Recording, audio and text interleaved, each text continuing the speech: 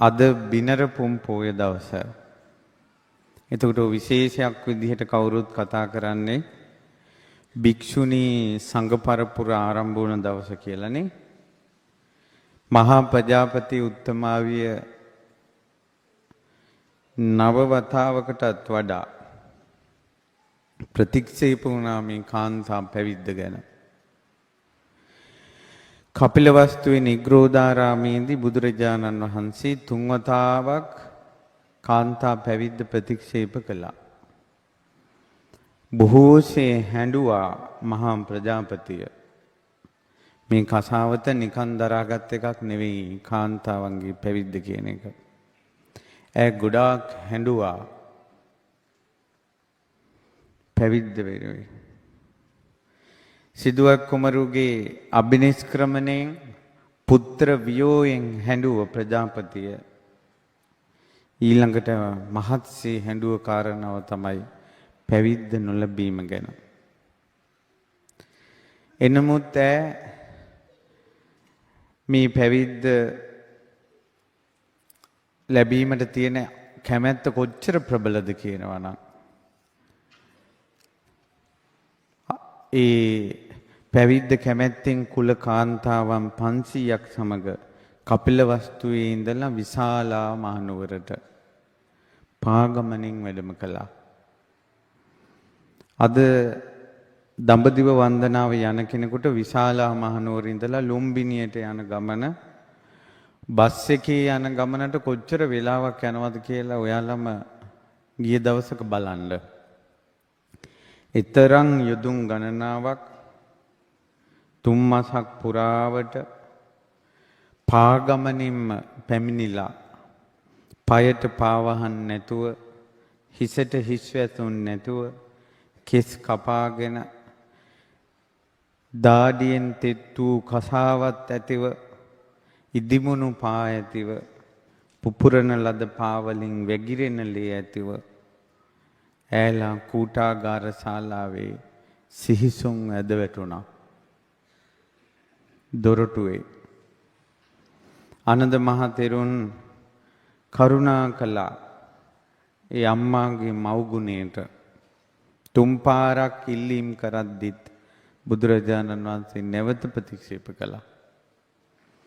ඊට පස්සේ ආනන්දයන් වහන්සේ නැවත මව්ගුණ සිහි කළා. පස්සේ කාලේ ආනන්ද ස්වාමීන් වහන්සේ කියා හිටිනවා. ආනන්ද ස්වාමීන් වහන්සේට චෝදනාවක් ආව කාන්තාවන් පැවිදි කිරීම ගැන. ඒ වෙලාවේ ආනන්දයන් වහන්සේ කියා හිටියා මට ඒ වෙලාවේ අම්මා කියන සංඥාව විතරයි කියනවා හිසට ආවේ. අම්මා කෙනෙකුට සාධාරණයක් කරන්න ඕන කියන අදහස තමයි කියනවා මට හිතට ආවේ.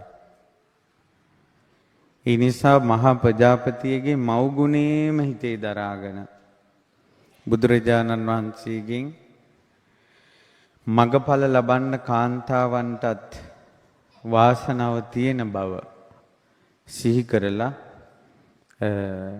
ඉල්ලීම් කළද්දි බුදුරජාණන් වහන්සේ වදාලා අෂ්ටගරු ධර්ම පිළිගන්නවා නම් ආනන්ද පැවිද්ද උපසම්පදාව ප්‍රජාපතියට ලැබෙනවා කියලා.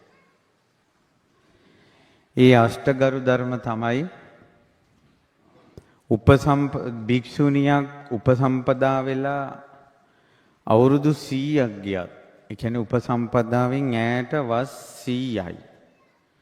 වස් 100ක් වුණොත් එයාගේ වයස අවුරුදු 22ක්වත් වෙනවා. මේ 122ක්වත් වෙන්න ඕන. එහෙම වුණත් අද උපසම්පදා වෙන පොඩිම කෙනාගේ වයසත් අවුරුදු 20යි. අද උපසම්පදා වෙච්ච ස්වාමීන් වහන්සේට වඳින්න ඕන. ගරු කරන්න ඕන. බුහුමන් කරන්න ඕන. තමන්ගේ වස්සිය ගැන හිතන්න හොඳ නැහැ. ඕක පිළිගන්න කැමති නම් තමයි පැවිද්ද දෙන්නේ. දැන් අපිට පැවිද්ද ලැබුණේ බුදුරජාණන් වහන්සේගෙන් බුද්ධං සරණං ගච්ඡාමි ධම්මං සරණං ගච්ඡාමි සංඝං සරණං ගච්ඡාමි කියන තිසරණයෙන් තමයි අපිට පැවිද්ද ලැබෙන්නේ. එතකොට මේ භික්ෂුණියකට මූලික පැවිද්ද දුන්නේ අෂ්ටගරු ධර්ම පිළිගැනීමෙන්. මේක පිළිගැනීමම තමයි යාගේ මහානකම රඳවන දේ. උපසම්පදාව රඳවන දේ. අවවාද කරන්න භික්ෂුවක් නැති ආවාසයක වස්වසන් දෙපා කියලා කිව්වා. ඒක දෙවෙනි ගරු ධර්මය. දවස් 15න් 15ට භික්ෂුණියක් විසින් භික්ෂූන් මුණ ගැහෙන්න ඕන කාරණා දෙකකට. එකක් උපෝසතය ප්‍රාතිමෝක්ෂය දේශනා කරන්නත් අවවාද ලබා ගන්නත්.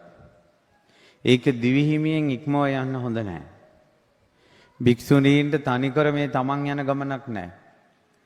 භික්ෂුන් වහන්සේලාගෙන් උපදෙස් ලැබලා තමයි යන්න කිව්වේ. ඊට පස්සේ ඒ තුන්වෙනි ගරු ධර්මය හතරවෙනි ගරු ධර්මයේ තමයි වස්වැසූ භික්ෂුණියක් වස් පවාරණය කරන්න ඕනන්නේ භික්ෂු භික්ෂුණී කියන දෙපිරිස ඉදිරියේමයි. උබතෝ සංඝයා ඉදිරියේ වස් පවාරණය කරන්න ඕන. ඒ හතරවෙනි ගරු ධර්මයයි. පස්වෙනි ගරු ධර්මය උබතෝ සංඝයා හමුවේම තමයි. තමන්ට බරපතල සීල ඡේදනයක් වුණොත් භික්ෂුන් කියන දෙපිරිස ඉදිරියේම විනය කර්ම කළා පිරිසුදු වෙන්න ඕන. හයවෙනි ගරු ධර්මයේ තමයි එකපාර උපසම්පදා කරන්න බෑ භික්ෂුණියක්. භික්ෂුණියක් උපසම්පදා වෙන්න නම් අවුරුදු 2ක් ගුණධර්ම 6ක පුරුදු වෙන්න ඕන. ඒකට කියනවා සික්ඛමානා. එහෙම පුරුදු වෙලා භික්ෂු භික්ෂුණී කියන දෙපිරිසගෙන්ම උපසම්පදාව ගන්න ඕන. භික්ෂුණීන්ගෙනුත් උපසම්පදාව ගන්න ඕන. භික්ෂූන්ගෙනුත් උපසම්පදාව ගන්න ඕන. ඒක තමයි 6 වෙනි ගරු ධර්මය.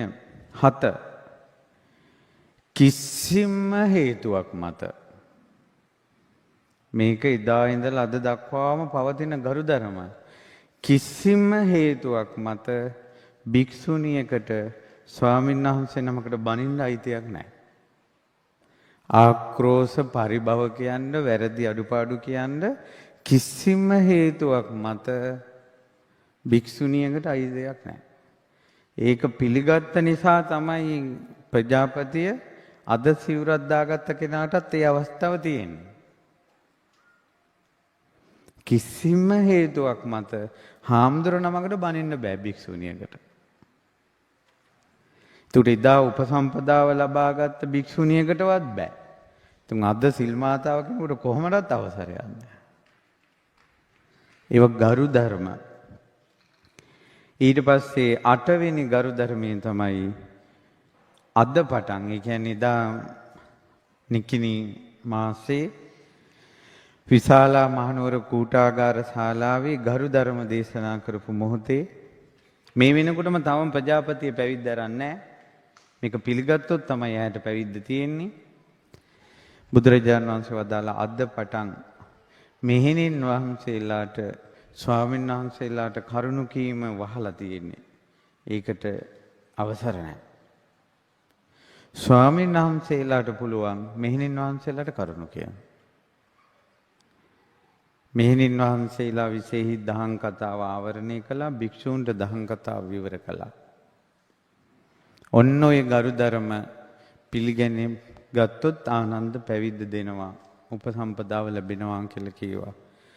ඉතින් මහා ප්‍රජාපතිය දොරටුවේ ඉඳලා සාදුකාර දීලා ඔය ගරු ධර්මයට පිළිගත්තා. මොකද හේතුව ප්‍රජාපතියට උනේ මේ අරහත් දජය දරාගෙන සංසාරෙන් එතර වෙන්න මිසක්කා හාමුදුරුවරුන්ට අවවාද කර කර ඉන්න වමනාවක් තිබ්බේ නෑ. ඒ නිසා ඈට මේකේ කරන්න බැරි දෙයක් නෑ. මේ අටේ ඈ හිර වෙන දෙයක් නෑ. ඈට අපහසු දෙයක් නෑ මේකේ. මොකද ඈට එක අරමුණයි තියෙන්නේ අරහත් දජේ දරාගෙන සසරින් එතර වෙන්න. ඒ නිසා ඒ පිණිස එදා මහණ වුණ උපසම්පදා වුණ හාමුදුරුවෝ ළඟත් වඳින්න යට අපහසුද?